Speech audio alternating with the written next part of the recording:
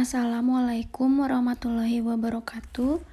Perkenalkan, nama saya Pia Sofianti, NPM 19401014 kelas 19 MJC.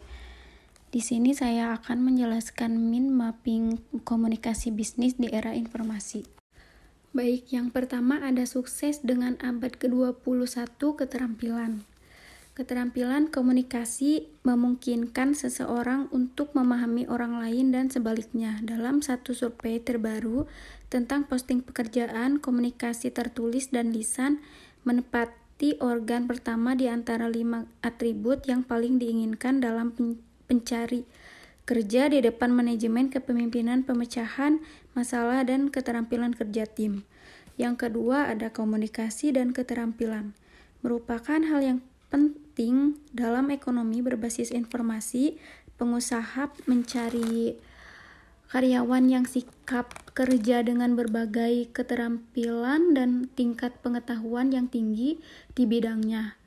Para peneliti memperingatkan bahwa untuk menjadi sukses, pekerja membutuhkan keterampilan penting di abad ke-21 seperti komunikasi lisan dan tertulis. Jika kerja tim, pemikiran analisis, pemecahan masalah, dan kecerdasan media pekerjaan yang sangat bergantung pada keterampilan yang tanpa dialihkan seperti komunikasi lebih mungkin bertahap dari otomatisasi dan akan menawarkan peluang paling besar di masa depan. Yang ketiga ada profesionalisme dalam bekerja. Istilah keterampilan interpersonal atau profesional yang dapat didefinisikan sebagai kombinasi keterampilan kemungkinan komunikasi, penalaran logis, pemikiran kritis, kerja tim, dan manajemen memproyeksikan citra profesional dalam membuat perbedaan nyata dalam membantu mendapatkan pekerjaan impian. Setelah mendapatkan pekerjaan itu kemungkinan besar akan dianggap serius dan akan dipromosikan jika dapat menempatkan diri sebagai seorang yang profesional. Lalu yang keempat ada manfaat ekonomi di perguruan tinggi. Lulusan dengan gelar sarjana lebih tinggi berpenghasilan hampir 3 kali lipat sebanyak orang pendidikan kurang dari sekolah menengah dan 3 kali lebih kecil kemungkinan untuk mendapatkan pengangguran. Keterampilan interpersonal sangat dihargai tetapi seringkali tidak terdiam. Sebuah survei terdapat pemberi kerja menegaskan bahwa keterampilan interpersonal seperti kemampuan komunikasi dapat memberikan timbangan yang menguntungkan satu pedoman kerja daripada yang lain. Berkemungkinan menang apabila dapat pasar kerja yang kompetitif, bisa berketerampilan dalam komunikasi yang baik. Lalu yang terakhir ada memenuhi tantangan informasi usia tempat kerja. Lalu ada berlatih mendengarkan aktif. Yang pertama ada mengidentifikasi hambatan untuk mendengarkan secara efektif. Yang kedua ada membangun keterampilan mendengarkan yang kuat. Lalu ada berkomunikasi secara verbal. Komunikasi nonverbal mencakup semua pesan yang tidak tertulis dan tidak terucap yang disengaja ataupun tidak. Sinyal diam ini memiliki efek kuat pada penerima isyarat yang di-sharekan oleh pesan tubuh dapat membantu menerima, memainkan perasaan dan sikap pengirim. Lalu pengirim pesan lewat tubuh. Yang pertama ada kontak mata, yang kedua dari raut wajah, yang ketiga postur dan gestur. Yang kedua waktu, ruang dan wilayah mengirim pesan senyap. Yang pertama ada waktu, bagaimana kita menyusun dan menggunakan waktu, memberitahukan tentang kepribadian dan sikap kita. Yang kedua ada ruang, angkasa, bagaimana kita mengatur ruang di sekitar kita, mengungkap sesuatu tentang kita dan tujuan kita. Yang ketiga ada wilayah, masing-masing kita memiliki area tentu yang kita rasa dan naik kita sendiri. Lalu ada penampilan mengirim pesan diam. Yang pertama ada daya tarik, maka dokumen bisnis email yang terubah dapat mengira bahwa penulis terburu-buru atau tidak peduli dengan penerimanya. Yang kedua ada penampilan pribadi. Jika ingin dianggap profesional, berpikir bagaimana Anda menampilkan diri. Lalu ada menguasai keterampilan nonverbal. Yang pertama, gunakan postur untuk menunjukkan minat. Yang kedua, mengurangi hambatan fisik. Yang ketiga, hargai kebutuhan penampilan.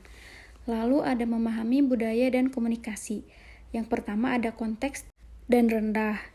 Individualisme dan kolektivisme. Secara sederhana, komunikasi konteks ini bisa diartikan sebagai gaya komunikasi yang bersifat ambigu, yang menuntut penerima pesan untuk menafsirkan pendiri, sedangkan komunikasi konteks rendah merupakan gaya komunikasi yang bersifat langsung, apa adanya, dan tak berbelit-belit.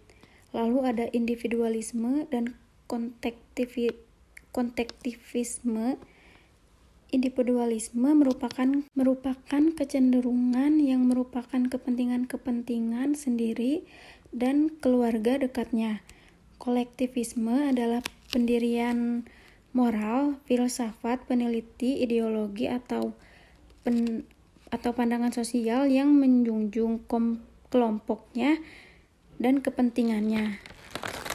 Lalu ada orientasi waktu atau orientasi temporer. Adalah kemampuan individu untuk mengetahui hubungan masa waktu, hari, tanggal, bulan, atau tahun, baik sekarang, masa lampau, atau yang akan datang. Lalu ada jarak daya. Lalu ada gaya komunikasi, yaitu merupakan langkah yang dilakukan oleh komunikator kepada komunikan untuk menyampaikan pesan. Yang keenam, ada pengaruh teknologi dan media sosial komunikasi antar budaya. Lalu, selanjutnya ada memastikan efektivitas antar budaya. Yang pertama ada menghindari etnosentrisme dan stereotip. Etnosentrisme adalah penilaian terhadap kebudayaan lain atas dasar nilai standar budaya itu sendiri. Stereotip adalah penilaian terhadap seseorang hanya berdasarkan persepsi terhadap kelompok di mana orang tersebut dapat dikategorikan. Yang kedua ada komunikasi lisan yang berhasil dengan audiens. Yang pertama ada gunakan bahasa Inggris yang sederhana. Yang kedua bicaralah perlahan dan ucapkan dengan jelas. Yang ketiga mendorong umpan balik yang akurat. Yang keempat amati pesan mata. Yang kelima menerima kesalahan. Yang keenam dengarkan tanpa menyalah. Yang ketujuh senyumlah bila perlu. Lalu ada komunikasi tertulis yang berhasil dengan audiens antar budaya. Yang pertama ada pertimbangkan gaya lokal. Yang kedua amati judul dan peringkat.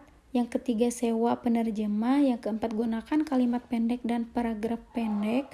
Yang kelima hindari ambiguitas. Yang keenam ada mengutik nomor dengan hati-hati. Yang selanjutnya, tumbuh keragaman tenaga kerja. Yang pertama ada konsumen, yang kedua ada pekerja, yang ketiga ada bisnis. Lalu ada manfaat keragaman di tempat kerja. Beberapa keuntungan dari memiliki tenaga kerja yang beragam mencangkup kemampuan beradaptasi yang meningkat, menyediakan banyak solusi untuk masalah bisnis, meningkatkan kemampuan beradaptasi suatu organisasi di berbagai situasi ekonomi dan pasar. Lalu yang terakhir ada komunikasi di tempat kerja yang beragam. Yang pertama ada meminilai perbedaan, yang kedua pelajari tentang budaya diri sendiri, yang ketiga konsumsi, yang keempat membangun kesamaan. Baik, terima kasih. Wassalamualaikum warahmatullahi wabarakatuh.